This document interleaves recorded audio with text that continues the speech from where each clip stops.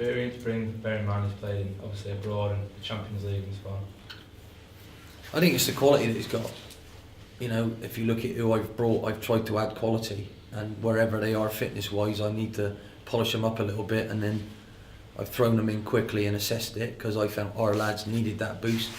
Now they're trying to learn what I'm doing, and now I know about them. I'll have a look where Reedy is, fitness-wise, where Beats is. Obviously, Kornilenko, we have to wait a little bit. You know, as I say, it's a tad more difficult with the language barrier, but we have got a director here who speaks Russian, and he's gone away. He'll be coming back next week. I'll have him stood on the side so he'll understand everything I'm saying instead of guessing.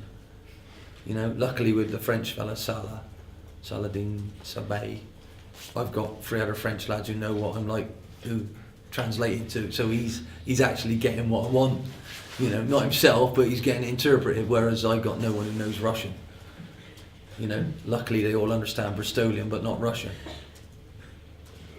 Just in terms of Sabay, is he near featuring anytime soon? It's the language barrier. He's got to come into our defence in this level. You need to be able to communicate safely with the people around you. It's hard enough for my defence at the moment, let alone bringing someone in who ain't got a clue where he is and what he's doing. But you know, we're working on that every day with him. And you know, this week he's actually got a smile on his face, and it's nice to see. Obviously, we're trying to play catch up. You know, you're trying to get instant coffee, put it in, pour a bit of hot water on it. Don't always work, but we're having a go. But I will say that, you know, every one of them has added something. Is it quite ready yet? Maybe not, but it will help us.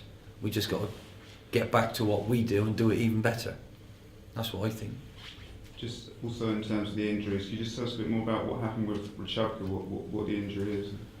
Well, it's the same thing that happened last time. It was an injury that was caused by diving on the floor and then quickly getting up. Now every goalie has to do that, and unfortunately his right knee, when he was pushing up from an awkward angle to get up to make another save, something went wrong with it. It was his cartilage. We've had to put a permanent stitch in that. Now maybe that's gone. It's not quite as painful as it was. It isn't locked out as it was because a piece of cartilage flapped out and stuck in the joint last time.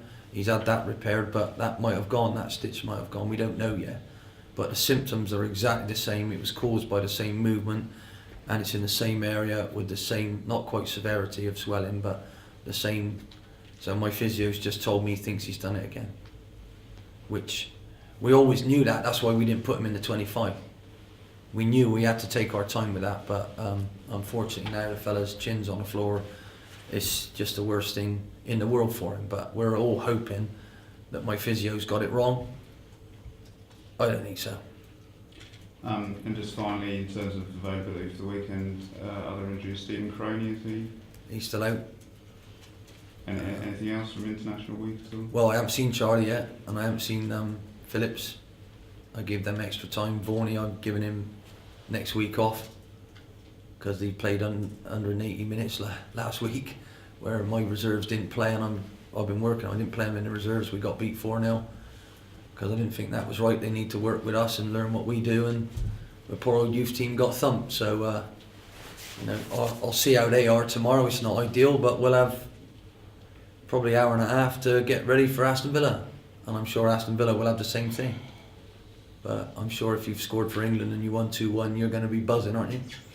And unfortunately, I was chuffed as an Englishman, but a little bit gutted as a Blackpool fan.